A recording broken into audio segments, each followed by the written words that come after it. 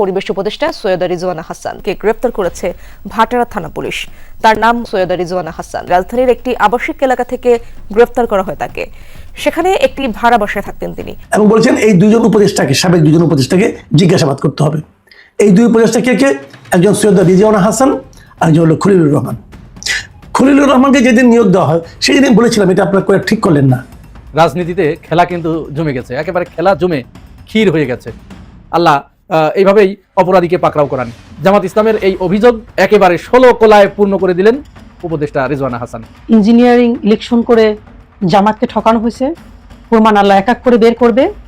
রোজার মাসেই বলছিলাম, রোজা শেষ হয় না এর ভিতরে, আল্লাহ রাব্বুল আলামিন আপনি একটু এক এক করে দেখায় দেন, দেখাচ্ছে, আরো দেখাবে, আরো কিছু দেখতে পারবেন। অতএব রাজনীতিতে এটা নিয়ে জামাত এখন খেলবে।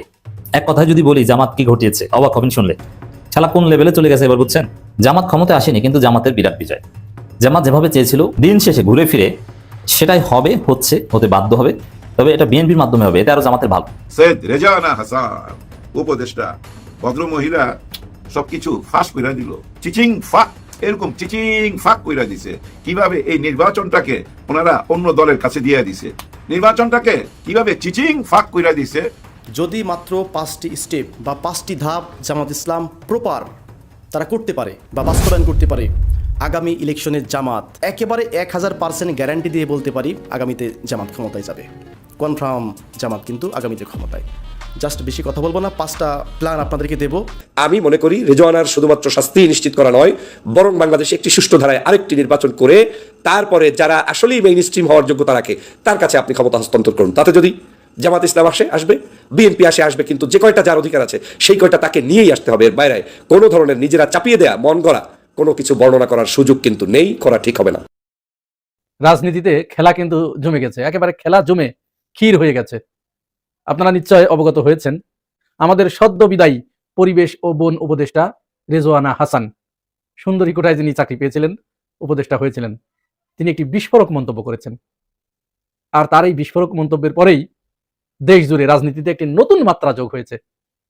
রাজনীতিতে নানা জল্পনা কল্পনা, হিসাব নিকাশ শুরু হয়েছে। তিনি আসলে এটি কি বললেন?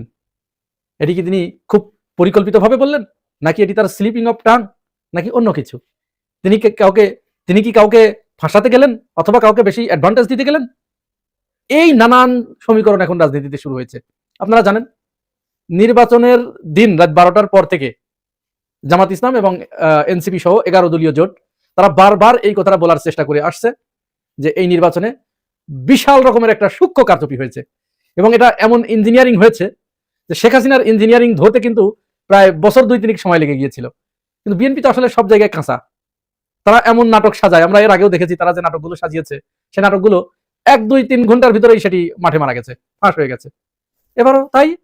আমরা যারা এদেশের সচেতন নাগরিক, যারা নির্বাচনের দিন 12 ফেব্রুয়ারি সারা রাত টিভি সেটের সামনে বসেছিলাম, বিশেষ করে ভোট গ্রহণ শেষ হবার পরে গণনা যখন শুরু হলো তখন থেকে রাত 8টা পর্যন্ত আমরা একরকম চিত্র, সর্বশেষ যেটি দেখলাম বিভিন্ন মাধ্যমে, অনলাইন যে প্ল্যাটফর্মগুলো আছে, এমনকি বিবিসির ওইখানেও, জামাত ইসলাম 84, বিএনপি 77। হঠাৎ করে সমস্ত কিছু স্তব্ধ হয়ে গেল। এরপরে 3-4 ঘন্টা পরে এমন ভাবে আসা শুরু হলো, আস্তে আস্তে শেষ পর্যন্ত বিএনপি 209, জামাত ইসলাম 68, এইখানে গিয়ে ঠেকলো। তো এদেশের সাধারণ নাগরিক যারা, এরা তো এখন আর বোকা নেই। এরা প্রত্যেকেই এখন, প্রত্যেকের হাতে এখন মিডিয়া। এই মিডিয়া থাকার কারণে প্রত্যেকেই আগে ভাগে সবকিছু জেনে গিয়েছিল। এটা এমনই একটা বিষয়ে, কেউ যদি চুরি করে বা কেউ যদি কোনো অপরাধ করে, পাপ করে, এই পাপ যে কোনো ভাবে তার অবচেতন মনে, তার অ্যাবসার্ড মাইন্ডে যে কোনো সময় তার মুখ দিয়ে বের হয়ে যায়। এটা আল্লাহ পাকের ইচ্ছা, এবং এটা প্রকৃতির বিধান অনুযায়ী এটি হয়ে থাকে। আল্লাহ এইভাবেই অপরাধীকে পাকড়াও করান। না হলে এই যে যারা মানুষ হত্যা করে, এরা ধরা পড়ে কিভাবে? সমস্ত আলামত মুছে ফেলানোর পরেও আমাদের গোয়েন্দা সংস্থা, আমাদের পুলিশ বাহিনী, এরা ধরে ফেলে না? এরা কিন্তু ধরে ফেলে। কারণ কি? যে এই কাজটা করে সে কোনো না কোনো আলামত রেখে যায়। তেমনি জামাত ইসলামের এই অভিযোগ একেবারে 16 কোলায় পূর্ণ করে দিলেন উপদেষ্টা রিজওয়ানা হাসান। তিনি বলছেন যে আমরা ওই অপশক্তিকে মেইন স্ট্রিমে আসতে দেই নাই, মেইন স্ট্রিম হতে দেই নাই, যে রিজওয়ানা হাসান তিনি রাজ সাক্ষী। এখন আমার আলাপটা আর একটু ভিন্ন জায়গায় আমি করি। এটা তো গেল, তো ফাঁস হলোই, প্রমাণ হয়ে গেল। এখন রিজওয়ানা হাসান বিএনপিকে অত্যাধিক ভালোবাসতে গিয়ে, বিএনপির প্রতি অত্যাধিক দরদ দেখাতে গিয়ে, তাদের আস্থাভাজন হতে গিয়ে তিনি যে কথাটি বললেন, এটি কি এই সুবিধাটা কি জামাতকে এনে দিল, নাকি বিএনপিকে বিপদে ফেললো? প্রশ্ন আসে না? রাজনৈতিক বিশ্লেষকরা মনে করছেন এর দ্বারা বিএনপি সবচেয়ে বেশি ক্ষতিগ্রস্ত হলো, কারণ একে তো বিরোধী দলের অভিযোগ যে নির্বাচনে ব্যাপক কারচুপি হয়েছে, অন্তত 53টা সিটে তাদেরকে স্পষ্টভাবে হারিয়ে দেওয়া হয়েছে, এর প্রমাণ তাদের কাছে আছে। এরপরে আবার এরকম একটি বক্তব্য আসলো স্বয়ং উপদেষ্টাদের পক্ষ থেকে। তো এখন তারই সেই কথার পুনরাবৃত্তি ঘটলো এবং সত্যতা প্রমাণ করলো রেজওয়ানা হাসান। এখন বিএনপি কি করবে? এই অভিযোগ বিএনপি কি করে খণ্ডাবে? এখন বিএনপির সামনে কিন্তু দুইটা পথ খোলা। বিএনপি যে জনগণের ভোটে নির্বাচিত হয়েছে এটা তাদের এখন প্রমাণ করতে হবে। এটা যদি তারা প্রমাণ না করতে পারে তাহলে কিন্তু জামাত যে প্রচারণা চালাচ্ছে বা আমরা সাধারণ মানুষ যেটা ভাবছি সেটা কিন্তু প্রতিষ্ঠিত হয়ে যাবে এবং সারা জীবন তাদেরকে এই দুর্নাম বয়ে বেড়াতে হবে যে তারা সূক্ষ্ম নয়, প্রকাশ্য কারচুপির মাধ্যমে তারা ক্ষমতায় এসেছে এবং জনগণের ম্যান্ডেটে নয়, তারা একটা ঘুডুর মাধ্যমে, ঘুডু সরকার, নাম হয়ে যাবে ঘুডু সরকার। আমার কাছে মনে হয়েছে যে এই নির্বাচনটা নতুন করে এখন হওয়ার দাবি রাখে। কারণ কি, আপনি তো নির্বাচন করার জন্যই এই তত্ত্বাবধায়ক অন্তর্বর্তীকালীন সরকারকে দায়িত্ব দিয়েছিলেন যে সুষ্ঠু সুন্দর ধারায় একটি নির্বাচন তারা করবেন, এবং সেই নির্বাচনটা যদি একজন উপদেষ্টা তিনি তার বক্তব্যে স্পষ্ট বলে দিতে পারেন যে আমরা তাদেরকে ঠেকিয়ে দিয়েছি, এমনকি এখন যারা আছে তাদেরও ঠেকিয়ে দিতে হবে যাতে কোনো অবস্থায় মেইন স্ট্রিমে না আসতে পারে। জামাত ইসলামী মেইন স্ট্রিমে আসবে সেটা জনগণ সিদ্ধান্ত নেবে, বিএনপি মেইন স্ট্রিমে আসবে জনগণ সিদ্ধান্ত নেবে।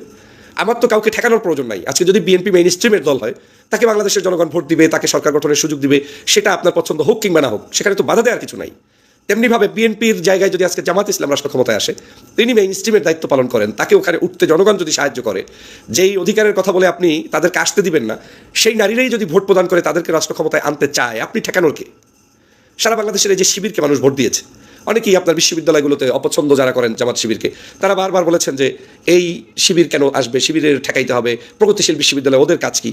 তা আপনি ঠেকানোর কে? যারা প্রগতিশীল দাবি করছেন, আপনি নারীর অধিকার দাবি করছেন, নারীরাই তো এই জনপ্রিয় ছাত্র সংগঠনকে ভোট দিয়েছে, শিবিরকে ভোট দিয়েছে, তো সেখানে তো আপনি আমার ঠেকানোর কিছু আসে যায় না। ঠিক একই উপায়ে বাংলাদেশের যে ভোটটা হয়েছে, এই ভোটে কেউ কাউকে ঠেকানোর তো কিছু নাই প্রিয় বন্ধুরা আমার। এখানে তো ভোট দিবেন জনগণ, জনগণ নারীরা মিলেই তো জনগণ। এখানের হিন্দু, মুসলমান, বৌদ্ধ, খ্রিস্টান, নারী, পুরুষ, কৃষক, শ্রমিক, শিল্পী, সাহিত্যিক, কবি, সাংবাদিক, সাধারণ নাগরিক সবাই মিলে যাকে পছন্দ করবে তিনি রাষ্ট্র ক্ষমতায় আসবেন। তো তাকে আপনি ডাইরেক্ট বললেন যে তাকে আমরা আসতে দেইনি, ঠেকিয়ে দিয়েছি, ভবিষ্যতেও যাতে আসতে না পারে আপনারা ঠেকিয়ে রাখবেন। এই বক্তব্যের মাধ্যমে স্পষ্ট সংবিধানের লঙ্ঘন, যে সংবিধানের দোহাই আপনারা দিচ্ছেন, বাংলাদেশের আইনের লঙ্ঘন, শপথের লঙ্ঘন। তারা যে উদ্দেশ্যে বাংলাদেশের জনগণের মূল আশা আকাঙ্ক্ষার প্রতিফলন করার জন্য গত সরকারের দায়িত্ব পালন করেছেন, সেটার স্পষ্ট লঙ্ঘন বিদায় আমি মনে করি রেজওয়ানার শুধুমাত্র শাস্তি নিশ্চিত করা নয়, বরং বাংলাদেশে একটি সুষ্ঠু ধারায় আরেকটি নির্বাচন করে তারপরে যারা আসলেই মেইন স্ট্রিম হওয়ার যোগ্যতা রাখে তার কাছে আপনি ক্ষমতা হস্তান্তর করুন। তাতে যদি জামাত ইসলাম আসবে, বিএনপি আসবে, কিন্তু যে কয়টা যার অধিকার আছে সেই কয়টা তাকে নিয়েই আসতে হবে। এর বাইরে কোনো ধরনের নিজেরা চাপিয়ে দেয়া, মন গড়া কোনো কিছু বর্ণনা করার সুযোগ কিন্তু নেই, করা ঠিক হবে না। আমি বর্তমান সরকারকেও বলবো, আপনাদের আত্মমর্যাদায় লেগেছে নিশ্চয়ই যে আপনি কন্ট্যাক্ট করে ক্ষমতায় এসেছেন, এটা নিশ্চয়ই ভালো লাগবে না শুনতে। আপনার স্বার্থে উচিত বিরোধী দলের সাথে ইমিডিয়েট বক্তব্য দিয়ে নিজেরা সলা পরামর্শ করে দ্রুত পদত্যাগের কোনো রাস্তা বের করে তারপরে নির্বাচন দেওয়া যায় কিনা সেটা আপনারা করুন। না হয় এই গ্লানি আপনাকে বহন করতে হবে। কেন ভাই আপনি গ্লানি বহন করবেন? আপনিও তো 16 বছর পর্যন্ত নির্যাতিত একটি দল, আপনার তো আত্মমর্যাদা রয়েছে, বাংলাদেশের সর্ববৃহৎ দল দাবি করা যেহেতু, এবং আপনারা মনে করেন যে অবশ্যই জনগণ আপনাদেরকে ভোট দিয়েছে, তাহলে সেই জায়গায় রেজওয়ানার এই বক্তব্য, পররাষ্ট্রমন্ত্রীর এই সকল বিতর্কিত মন্তব্য, তাদেরকে আবার মানে নিরাপত্তা উপদেষ্টা খলিলুর রহমানকে পররাষ্ট্রমন্ত্রী হিসেবে নিয়োগ দেয়া, এইসব জিনিস কেন আপনি কাঁধে ভর করে তারপরে দীর্ঘ 5 বছর নিয়ম অনুযায়ী যে থাকতে হবে সেটা কেন শুনতে বাজাবেন, করতে বাজাবেন? অতএব যদি মুরাদ থাকে, সত্যি আত্মবিশ্বাস থাকে, তাহলে আমাদের পক্ষ থেকে, আমার পক্ষ থেকে আহ্বান থাকবে, আসুন একটি সুন্দর ধারায় নির্বাচন আবার করতে পারেন কিনা সেই পথ ক্লিয়ার করে। আপনি জনপ্রিয় না জামাত জনপ্রিয়, না আসলেই জামাতের এই জনপ্রিয়তা এখনো তৈরি হয়নি, এটার প্রমাণ দেওয়ার জন্য এই সরকারও ভূমিকা পালন করবেন, এটা আমার পক্ষ থেকে আহ্বান থাকবে।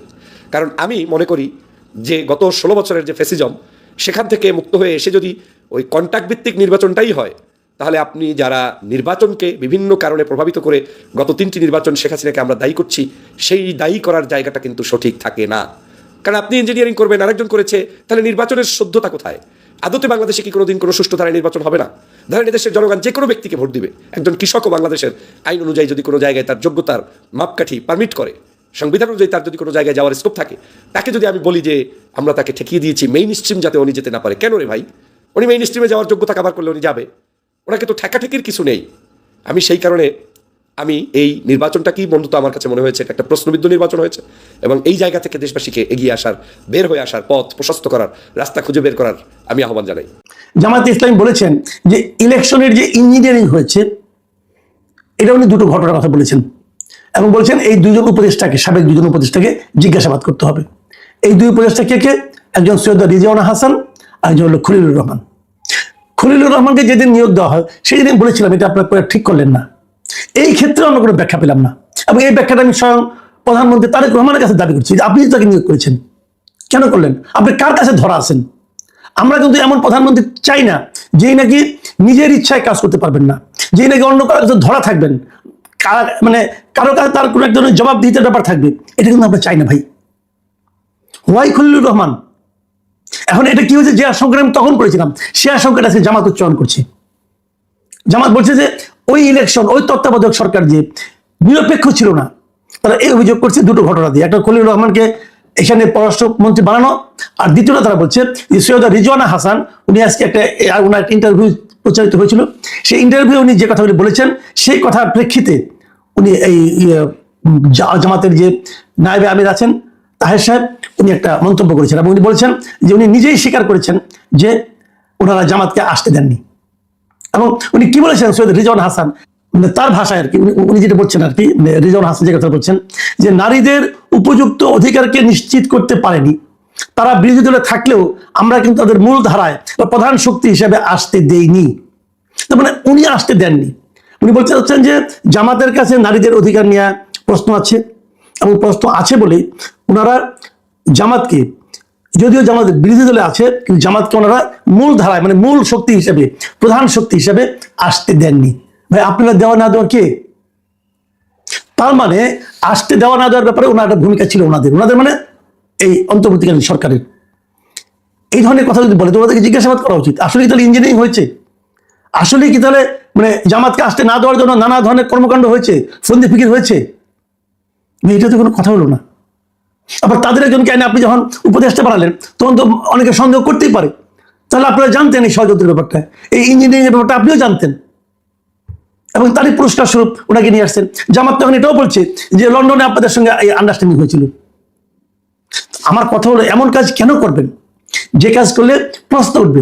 দেখেন আপনার প্রধান বিরোধী দল যেটা আছে, যারা আছে তারা যখন এই প্রশ্নগুলি উঠায় তখন কিন্তু এই প্রশ্নগুলিকে আপনি উড়িয়ে যেতে পারবেন না, আপনাকে এটা এক্সপ্লেন করতে হবে। কেবল তাই নয়, নির্বাচন যে সঠিক হয়েছে, অবাধ হয়েছে, সুষ্ঠু হয়েছে সেটা আপনাকে প্রমাণ করার জন্য জামাতের যে দাবি, এই দাবিকে আপনাকে গুরুত্ব দিতে হবে।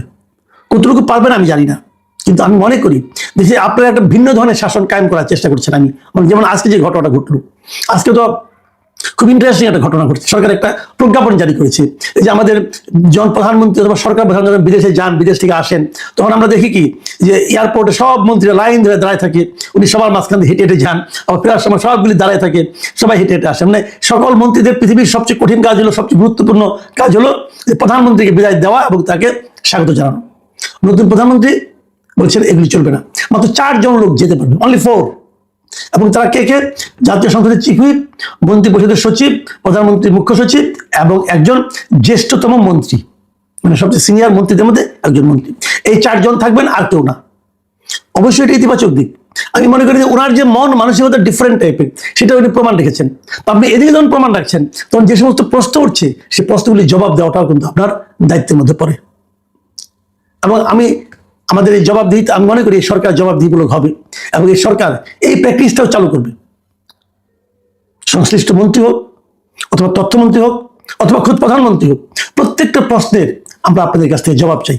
আপনারা জবাব দিন, যুক্তিগ্রাহ্য হলে আমরা মেনে নেব, নাহলে আমরা পাল্টা যুক্তির কথা বলবো, কিন্তু জনগণের কাছে নিজেদেরকে ওপেন রাখার চেষ্টা করেন। যদি মাত্র 5টি স্টেপ বা 5টি ধাপ জামাত ইসলাম প্রপার তারা করতে পারে বা বাস্তবায়ন করতে পারে, আগামী ইলেকশনের জামাত মানে একেবারে 1000% গ্যারান্টি দিয়ে বলতে পারি আগামীতে জামাত ক্ষমতায় যাবে। একেবারে মানে লিখিত আকারে বলতে পারি। গতবার মানে এবার যে ইলেকশন হলো, এখানে কিন্তু আমি একটা প্রেডিকশন দিয়েছিলাম যে দেখা যাক এবার বিএনপি ক্ষমতায় যাবে নাকি জামাত যাবে। কিন্তু আমি 5টা স্টেপের কথা বলবো, ধাপের কথা বলবো।